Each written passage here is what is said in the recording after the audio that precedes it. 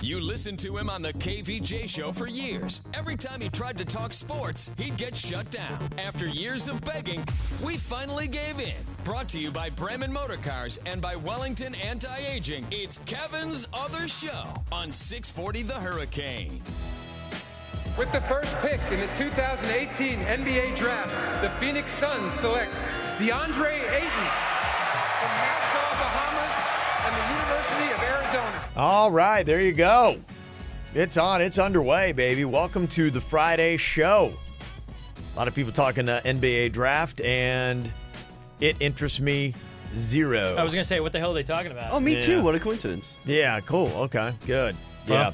Moving on. That bit's over. Yeah. You know, I think we feel about the same way as Pat Riley. He just doesn't seem to have any interest in the NBA draft either. So, no factor. Nothing going on there. But he did take the time last night to do a press conference and talk about the state of the Heat. And just looking at some of the comments on Twitter last night, people don't feel good about this franchise. We've hit on all the challenges that the franchise has. No draft picks, no cap room. No nothing. No all-stars. I brought this up before, too, and I even heard the conversations. Pat Riley is not a young dude, you know? He's up there. And, you know, he seems to be one of those guys where he is not going to be jumping off anytime soon, but he's 73 years old. Right. 73. And I saw a lot of comparisons to, okay, are we heading into the final years of the Don Shula era with Pat Riley? That hurts. Where you start to see those kind of just, nothing's really happening. It just doesn't have the same impact that he had when he was a younger man. I don't know. Is that where Pat Riley is? Or are we just getting too far ahead of ourselves? Well, it's a good possibility. I mean, the season hasn't even started yet. Yeah. I mean, not necessarily. But you've seen the team. You know what you got. Well, but you know, we never know. You never know until you actually put it on the floor. And then once you put it on the floor, you still never know until the trade deadline's over. They've put it on the floor, though, haven't they? I think that's where a lot of people feel that way. They're going, we've seen this team, and we know it's coming back. And, you know, you're looking for like, okay, well, what kind of moves could we possibly make? Is there going to be a Whiteside trade? No. Whiteside apparently is not even up, not even talking about it. Whatever had happened, you know, with he and Spo, that's all been smoothed over, so everything's good.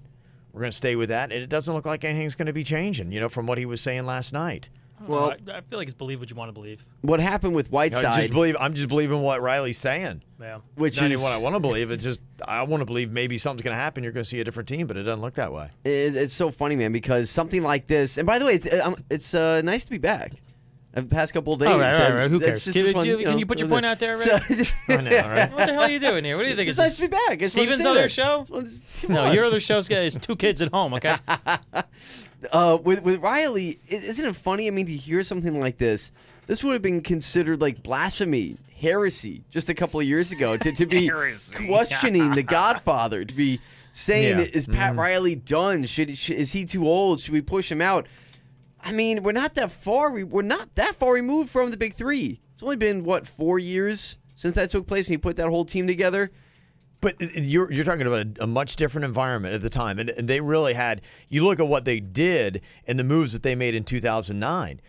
You could see the genius of Pat Riley, and he was moving. He was setting up the team ready for what was going to be happening to set up that team for 2010. Right. He had things lined up, set up. You saw the mastery. You saw the chess pieces at work.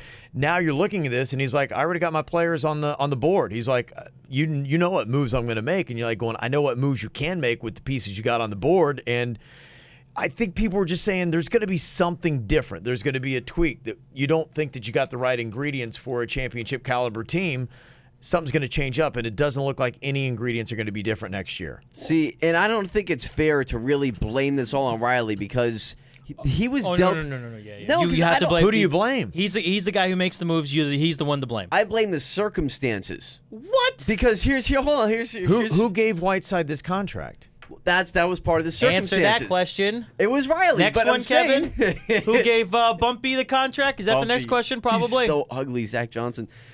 The circumstances forced Riley's hand and Arison's hand and Spo and all those guys to give these guys their contracts because Wade leaves out of nowhere, which that I blame on Riley. That's Riley's fault because he was so focused on everything else going on with LeBron and Bosch's health. But that's another thing. Bosch's health, LeBron leaves and they didn't expect that. No, Bosch is a circumstance beyond his control, but the shift and the change in the NBA and the fact that Pat Riley didn't seem to be aware of where the league was going, and the Heat are now stuck with what they have, which doesn't seem to pair up well against some of the top teams in the NBA, makes you believe that, okay, has the league passed this guy by at 73 years of age? I don't think it's necessarily true because it's not like he has gotten less What a smart. good question he poses. Listen, he hasn't gotten dumber in the past 4 years. He's still Pat Riley. Still knows gotten what he's older. doing. He's gotten older. And not say that he's gotten dumber, but I'm sorry, dude, age has a toll on people. Eventually. He took the bait with Hassan Whiteside. He took the bait. But that's what I'm saying. He didn't that really was have a gigantic choice. mistake. What do you mean? He 100% had a choice. No, because- he could have chose to pay him less. Yeah, but how do you do that at that point? Because now What do you you are mean? in the position where Bosch is gone, Wade is gone, LeBron is gone, and you see this guy in Whiteside, you're like, oh, wow, we may have found the next big thing here, and everyone else is going to throw money at him. I've lost everybody else, so I have to give him the money. Okay, but here's the difference. You look at a team that had circumstances, the Boston Celtics. Yeah. They had two really big circumstances out of their control that happened to them this year. How did their season wind up? How does their roster look? How does the future of the Boston Celtics look with what the front office and Danny Ainge is doing? Yeah. They're Danny Ainge is building a monster. Well, you have to take into account you're going to have circumstances beyond your control. And the only one that we're giving him credit for is Chris Bosh.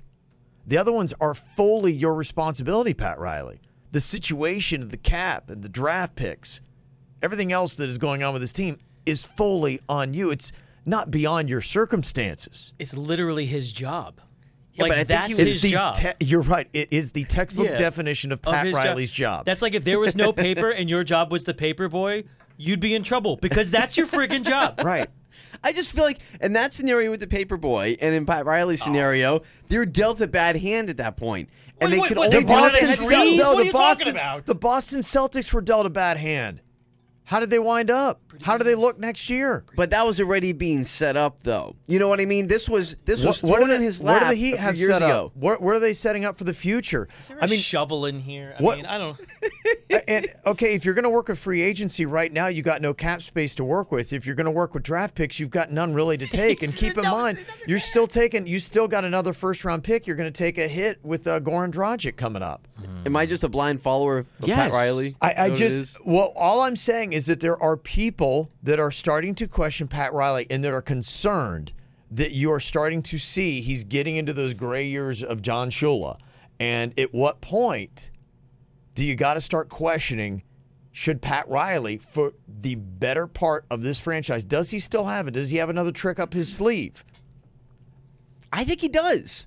I think he still has something else he can do. Dude, just because you saw it once doesn't mean it's always going to. No, he's done it a few times. I think he deserves a chance to try to dig himself out of this hole. Yeah, of course. He deserves the chance. I don't think Get out anybody- of the Whiteside contract. No one should call for Pat Riley's job or say, dude, it's just time to walk away. No one's saying that. But he's 73. How many more seasons? You don't want to see the Heat next year or in 2 years especially to see the same circumstances. If he can't change the circumstances of the Heat in 2 years and he's 75 years old, it might be time to say, dude, shuffleboard. What? Remember what they used to call Phil Jackson, the basketball guru. yeah, the Zen Master. The Zen master. Yeah, right. Yeah, how did that Yeah. friggin' work in New York? It Yeah. didn't work. It didn't work at all. No. And Well- only because he was out of touch. He was Yeah. just out of touch. Right. His brain didn't get worse. He just couldn't. The It's same not a things fault. weren't firing. It's not a fault. It's just, hey, it's You're gonna old. It happens. It just happens. But One he's day you're eating infallible. cereal, the other day you're eating oatmeal. yeah,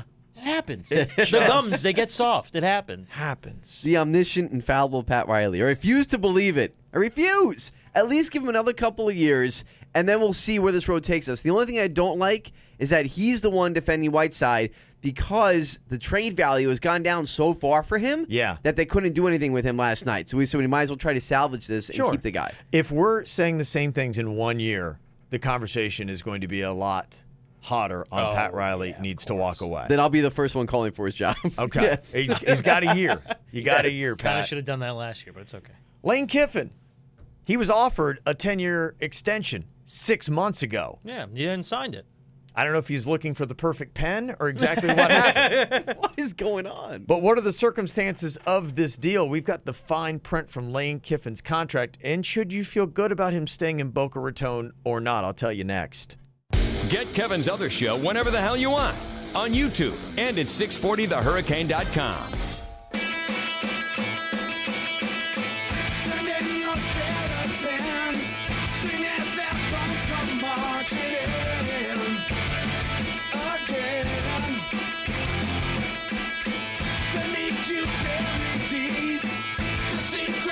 I could just let this ride all day, I was gonna man. say, So man, good. Like, I'm Yeah. just jamming to this song right now. Yeah, I can just let this go, baby. I know. Foo Fighters. Yeah, Foo Fighters. Foo Fighter Friday, baby. That's right. I like it.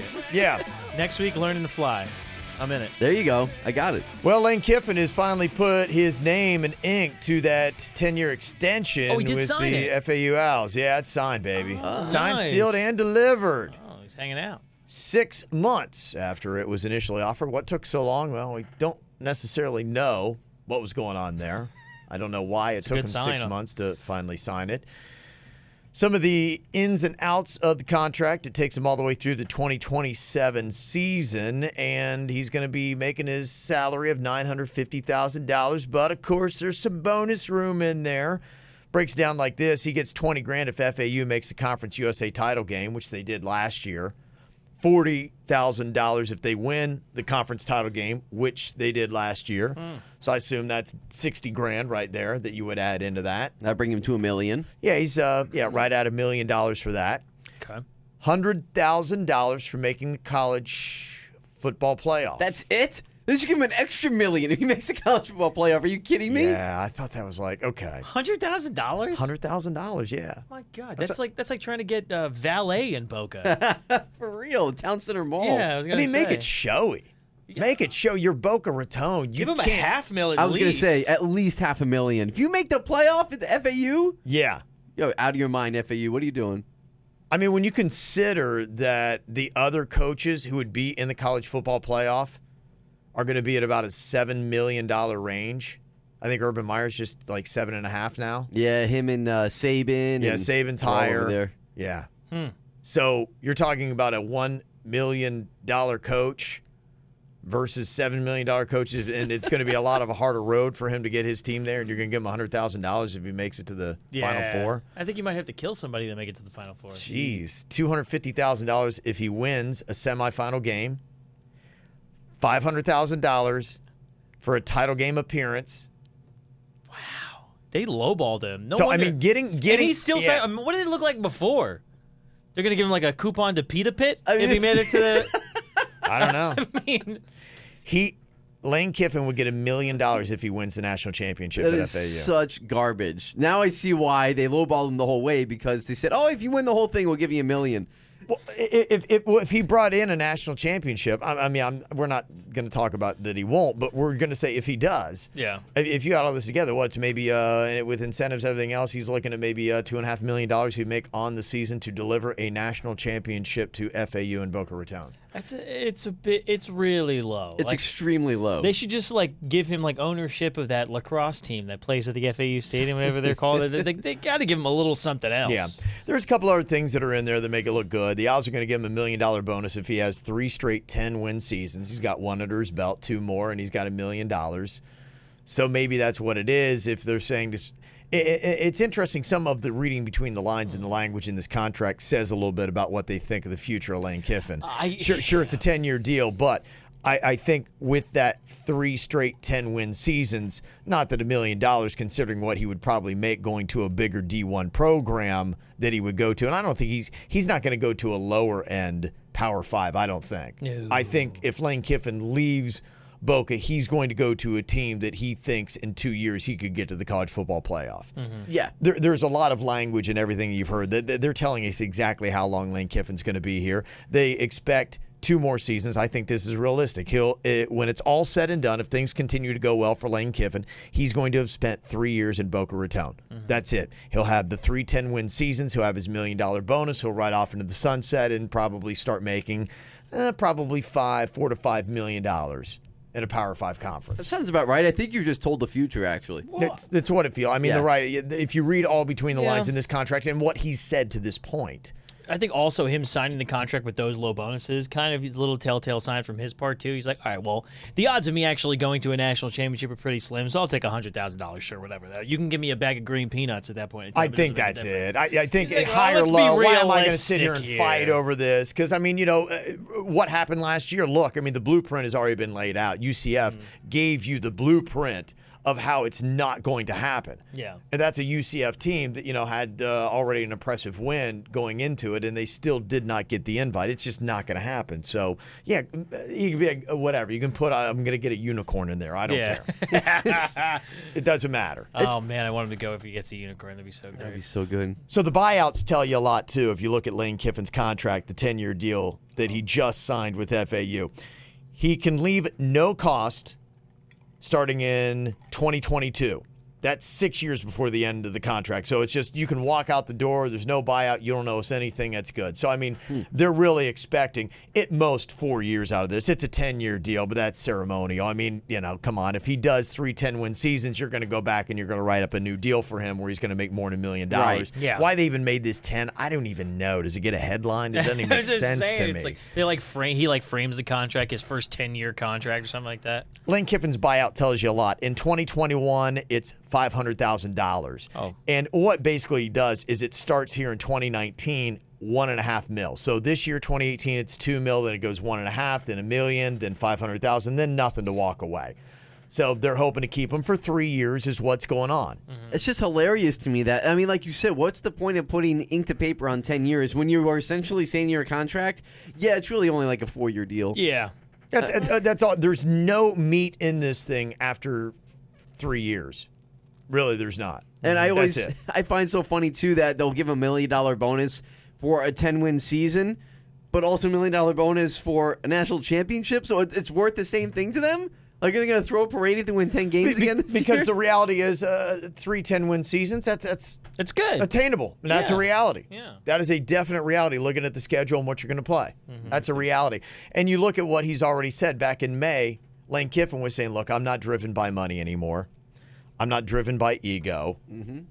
But then wait, he almost contradicts himself here. Uh-oh. He says the only drive is when you do see Kirby Smart or Coach Nick Saban walk out on the field before the game, the national championship, holding that trophy. It's the drive of, okay, I get to play against the best. Let's see if I can beat the best. What drives you to be the best? Isn't it your ego? Yep. I'm not driven by ego, he said earlier in that sentence. Huh. That's that'll do it. So yeah. you're not, but you just laid out the circumstances of the ego that drives you to actually get to that job. Good job. Isn't a sentence like that usually reserved for someone who's like retiring? You know what I mean? So it's like he's coming down to Boca and coaching for FAU and saying, Yeah, I don't yeah, need I all see that what you're big saying, stuff yeah. anymore. I think part of this with Lane Kiffin, too, is his biggest knock on him is maturity. Right. That's what everyone at a big Power 5 school right now is doing. They're looking at Lane Kiffin. They're like, well, we want to see the signs. We're seeing the winning. Nobody doubts that he's a good coach. We want to see maturity because there were issues. He went to Tennessee for 1 year. He continues to have his little fun jabs on Twitter.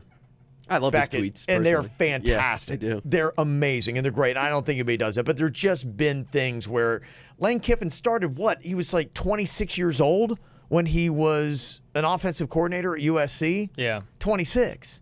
And so naturally, you're going to be a little immature. And so this is his audition. He's on the platform and he's trying to show people that ego doesn't drive me. I'm not driven by money because I'm now mature.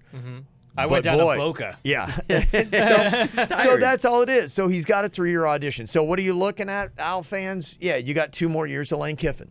That basically is it. Which is cool. Which is awesome. Yeah. And enjoy it and love it. It's going to be fantastic. Graduating from that school for the next 2 years is going to be awesome. Yeah, You I get to think go, so too. Yeah, I mean, you get to go, graduate, said, my football coach was Lane Kiffin, everything like that. The ones after that, I mean, you're screwed. Yeah. It is what it is. Well, there's a big maturity question as well about Baker Mayfield. Oh, He's gone through the whole thing. yeah. And he and Colin Cowherd have had interesting jabs. In fact, Colin Cowherd had called Baker Mayfield, quote, undraftable. So Baker Mayfield, he goes strutting yesterday morning into Colin Cowherd's studio with a white hoodie on that says, quote, undraftable. Yeah. Nice. And he went toe to toe with Colin Cowherd, and I would say maybe even won. Some great audio. If you missed it, we got it for you next. Be part of the show on Twitter at 640 The Hurricane, hashtag Kevin's Other Show.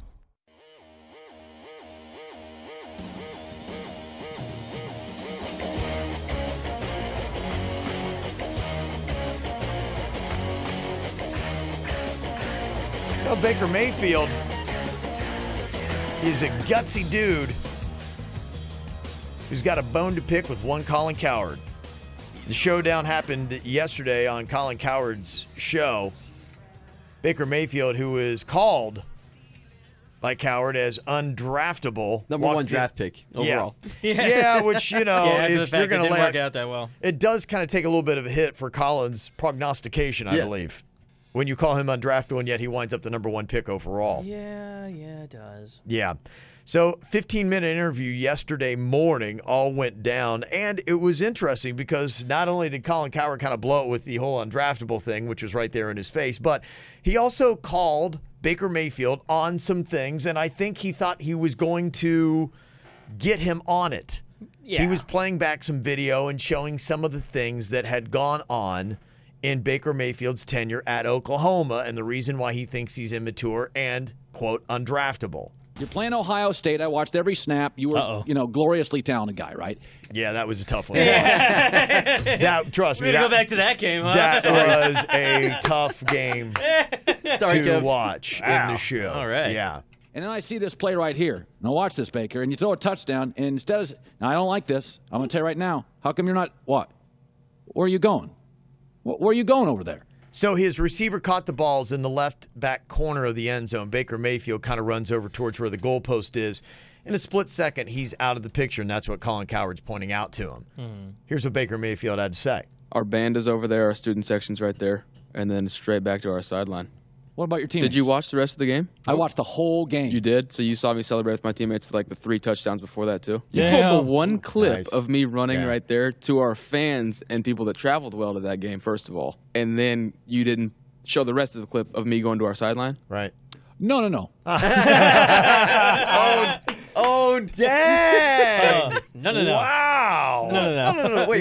Well, yeah, maybe. Well, no. No, we didn't. You're right. Owned him. Here goes the dagger. Well, you're acting like I just ran away from everybody. Well, you did, but then you came back and circled to the sideline. This is a 5-second clip of yours showing me, and then I'm off the screen right there. I'd like you to be with your teammates.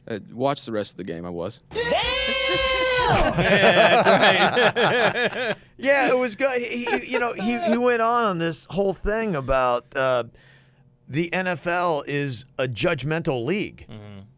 What part of our society is not judgmental? Everything is judgmental. Yeah. Yes. Yeah, it's You ever pretty been on much- Twitter? Yeah, I mean, Colin Cowherd's like, I don't like the hip thrusting stuff. What? I don't know. yeah, it's funny because Baker Mayfield brought that up too about the hip thrusting. I don't like that either. And it's like, yeah, I understand that, but why are you picking out this one little clip out of everything? What are we doing? What are we talking about Well, here? Colin likes to do that though. He likes to be Papa Bear, and he comes over and he says Exactly. That's just his whole mentality with the young kids that come into the NFL, NBA, everything like that. He shows you something he doesn't like, and he tells you why he doesn't like it, and then he tells you how you can fix it. And then he's Papa Bear. Yeah, but why does Baker Mayfield, no Papa Bear there. No, he's not the Papa Bear kind of guy. I Yeah. mean, since when is this Cowherd's character now? Is like the stuffy old white guy that just hates anything out of the ordinary? At least on this, I think he's been very unfair when it comes to Baker Mayfield, and I think Baker Mayfield defended himself brilliantly. No, and, he did, yes. Really schooled him. And he was on Undisputed, went through the whole ranks of everything, and defended himself in the comparisons with he and Johnny Manziel, and said, yeah, we got similar playing styles, but why is it that you've got to try to compare his immaturity with me? What does that even have to do with one another? I don't know. I mean, the way we're on the field is not going to be the way we are off the field. And yes, I've had a few issues, but it's not to the same extent or No. level. No. So, yeah, so it'd just be interesting. To me, he's teeing it up. I really can't wait to see. I hope he may or may not get any playing time this year. Who knows what's going to happen with him? What has he got? He's got Kaiser ahead of him in Cleveland. Is that what Yeah, we're looking he'll at? probably- Deshaun Kaiser, who, if you look at yeah. QBR ratings, I think Kaiser was second worst in the NFL last year. And I don't know if it's completely his fault, but It's not a good QBR. So, I mean, there's a chance. I think Baker Mayfield, if he plays brilliantly, could crack into that. Wait a second. So Kaiser is above Mayfield? No, he was the starter last year. I don't know what the depth chart is now. This year will be Tyrod Taylor. Tyrod Taylor will have the starting position, and it'll be his to lose. Yeah. Kaiser, I don't think will be a football player in the first or second position ever again. He'll drop down to so bad. Third string pretty quickly. Oh yeah, fourth maybe. Really? No, he's gonna be like Cardinals fifth. You know what I mean? Like, just go to a team that nobody cares about. Be the fifth string. There's no second. There's no third or fourth. You're just a fifth string automatically. Isn't that bad though? Because DeShone Kaiser was the starting quarterback at some point for the Browns last year. Yeah. And we're talking about him that he just needs to be on a practice squad somewhere. Like not even on a game. Listen, Ryan Mallett was remember when he was traded in order to be able to be a starter? Yeah, that worked out really well. We like this from Mayfield, though, right? Because do we like it that he's standing up for himself and being outspoken, or is he playing into Cowherd's point that he's acting immature? No, I don't think. I think you're fully right to defend yourself. And I mean, he was being called on the carpet, and he completely defended himself. And I thought he did a pretty brilliant job of it. Yeah, I like it because I can't stand the guys who just, I don't pay attention to that. I just watch film and talk to my teammates. Oh, go out there, say something, be a person. What he's looking to, like a human being. Use your words. What he's looking to overcome, Baker Mayfield, to start Tyrod Taylor, 14th ranking in QBR last year in the NFL, playing with Buffalo, 52.7. So, so he's just on the upper end of NFL quarterbacks. And, I don't know that you're going to see a lot of Baker Mayfield this year. Yeah, only if Tyrod really sucks. Yeah. Or he gets injured, either one. Yeah. But they're not going to put Kaiser out there. There's no friggin' way. People are starting to question Jameis Winston, say, is he going to be, in a sense, a draft bust for the Buccaneers? What we talked about yesterday on the show apparently is going to be coming true. Suspended first 3 games. Yep. Tough games on top of it. You're talking about an opener at New Orleans. Then you've got the Eagles. Then you've got the Steelers. Ouch. Brutal schedule. Mm-hmm. So, I mean, even with Winston, I don't know that you're going to see anything. It's all about whatever happened in this Uber, and we don't have a lot of details, just the accusation that apparently Jameis Winston groped the Uber driver, and there's no criminal charges, no civil, nothing going on, and it just came from a complaint to Uber that he got, and he didn't report it to the NFL, and that's why the 3-game suspension. So it's a lot of mystery around this thing on top of it. It's kind of confusing to me. It is. I mean, it's the NFL saving face. Mm-hmm. I mean, the story's out there. He didn't report it, so now with, the climate that we're in, as we like to say, they have to do what they have to do to save face. Well, the overreaction of the day is he a bust? Should they move on from Jameis Winston? Well, really? Yeah, that's where they are today. But, okay, based on this, no. I mean, it's a 3-game suspension. But what are his numbers? I mean, to me, that's what the numbers are. And, you see improvement from Jameis Winston from his first year to last year. Every year the numbers get better. Last year was the 18th ranked QB in the NFL, 48.2 QBR, 19 TDs, 11 interceptions. It's not the best. He's just on the lower end of the NFL quarterbacks. He was injured last year. He was playing, I think it was like with that hand injury, and I think he missed a few games. Ryan Fitzpatrick played, I think it was more than that. Ryan Fitzpatrick played a handful of games. Yeah, and you can argue maybe the Buccaneers are in better hands with Fitzpatrick. Wouldn't that be something? Do you think that's a big drop-off, Winston to Fitzpatrick? You saw a lot of them there in New York. Yeah, no, I mean, Fitzpatrick is like a great – he is my favorite backup we've ever had. And I'm serious, is because when he comes in, he really does the job. And he had the starting position for almost the entire year. Yeah. The last year he was with the Jets before he went over to – but, I mean, he got let go for a reason because he craps the bed – in the most important games. Yep. Mm-hmm. I mean, that's the only thing. But Jameis Winston's, he's played predominantly well. But I think what people are looking at Jameis Winston like Tom Brady retired and Jameis Winston took over his job with the same squad and he's not cutting it. Mm-hmm. We're talking about the Tampa Bay Buccaneers here. It's not the most amazing team on the planet. He's still doing pretty well. No, he is doing well, and it's not like he doesn't have weapons, though. So I'm not going to say he doesn't have anybody to throw him. Mike Evans is there. O.J. Howard's there. He has some weapons. Yes, he does. But the muscle hamster was he was hurt most of the year last year. I mean, Jameis Winston was hurt that a little bit last year too. Also, the muscle hamster the year before that was hurt a little bit as well. So I mean, all his running game is gone because he doesn't have that much of a running game. The O-line's been like, meh.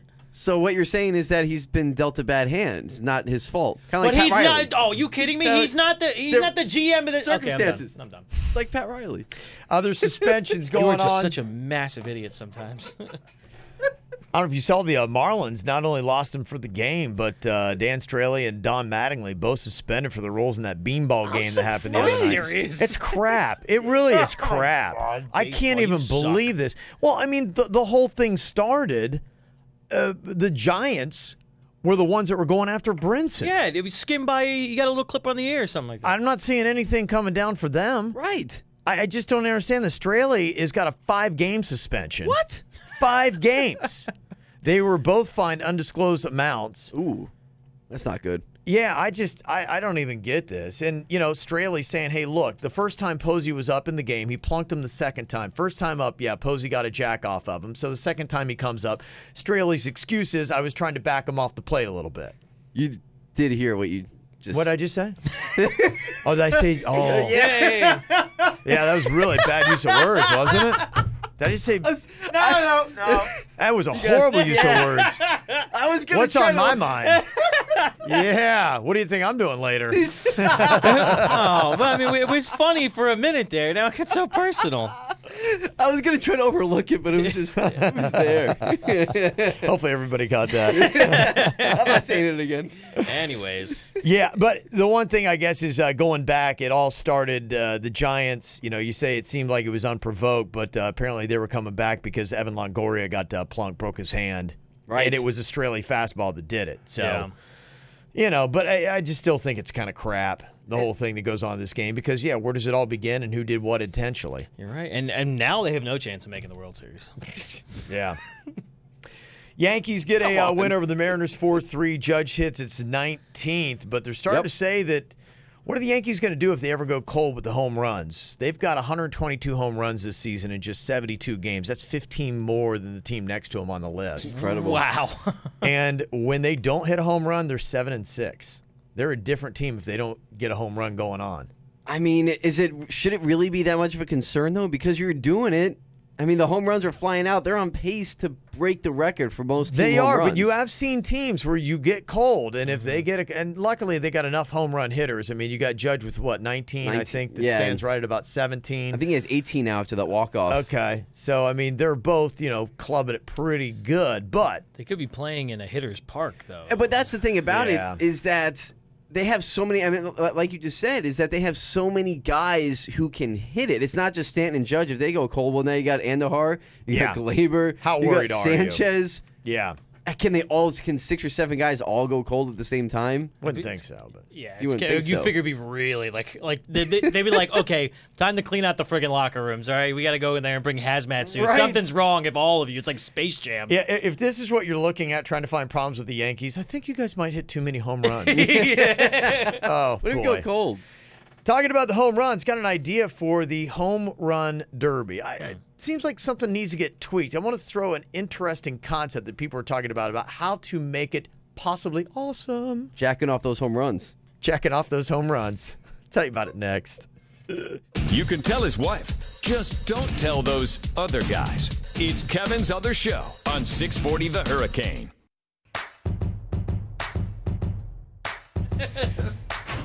So if you really start jacking off some home runs, what could you do with the home run derby to make this thing even better? I couldn't help it. Yes. Where was my mind going on that last segment? I don't know. Ichiro apparently wants to be in this year's home run derby. Now, he's only kind of half playing. He spends more time putting on funny disguises on the bench. Best thing all year, I think. Yeah, that fake mustache that he had going on. Amazing. But what about putting him in the home run derby? And let's not just stop there by putting in Ichiro. They say that Ichiro, he was always trying to get on base, but he's mysteriously got power, even for a tiny little dude, That's what they've always said.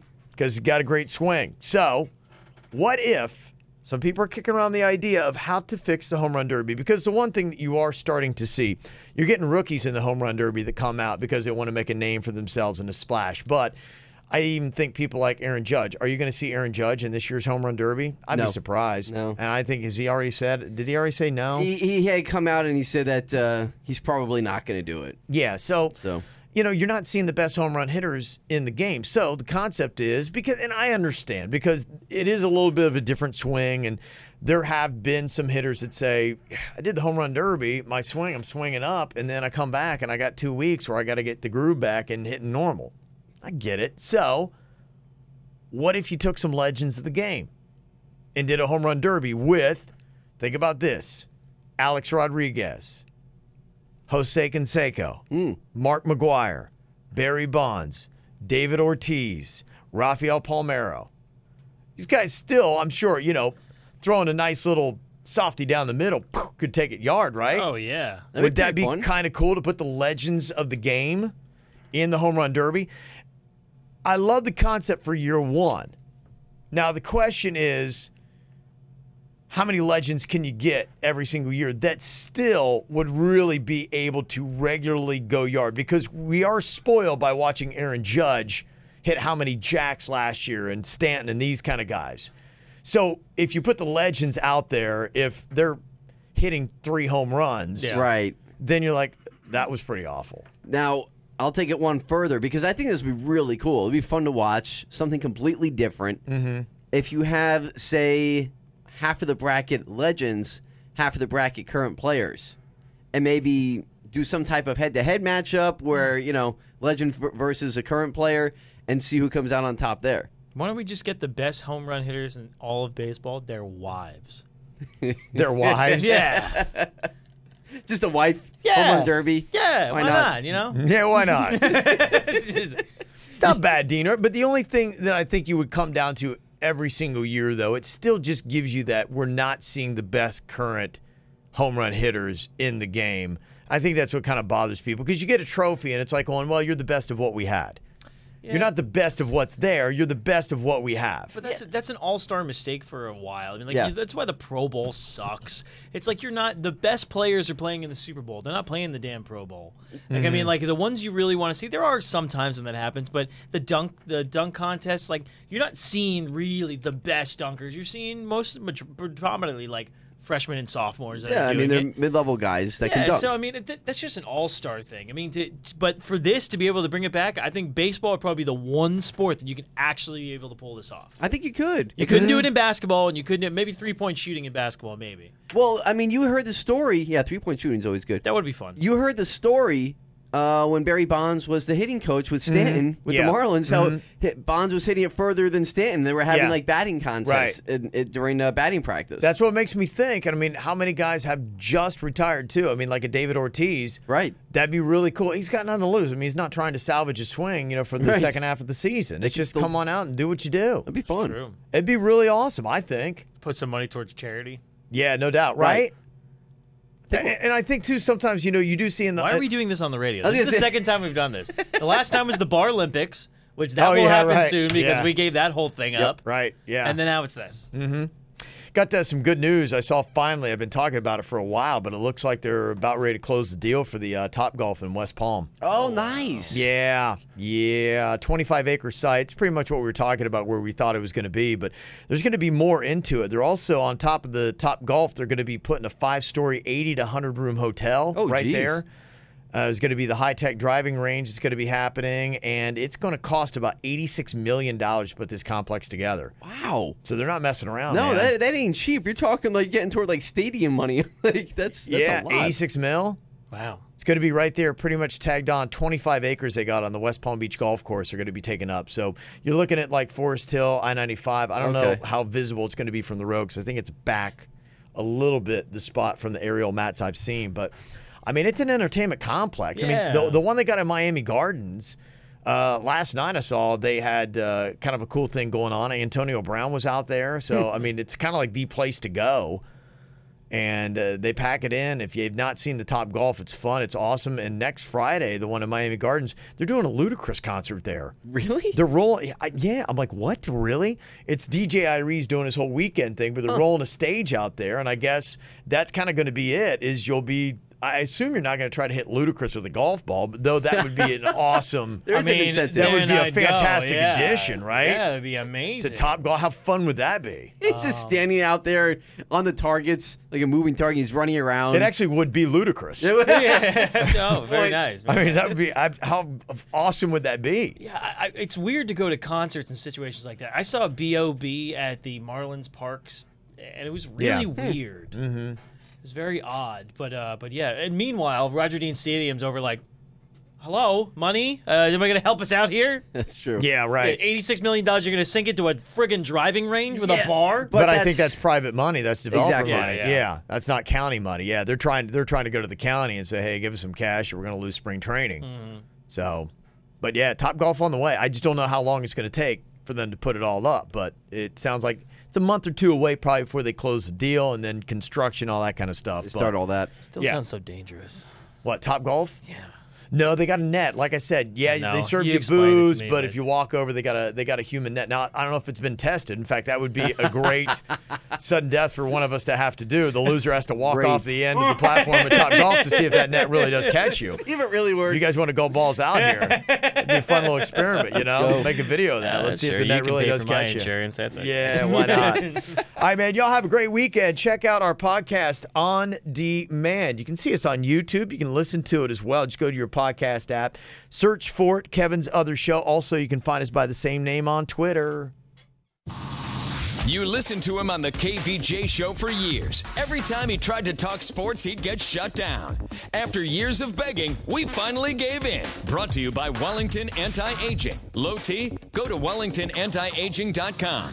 And by Bremen Motor Cars in West Palm Beach. A world-class experience. Shop BremenPorsche.com now. It's Kevin's Other Show on 640 The Hurricane.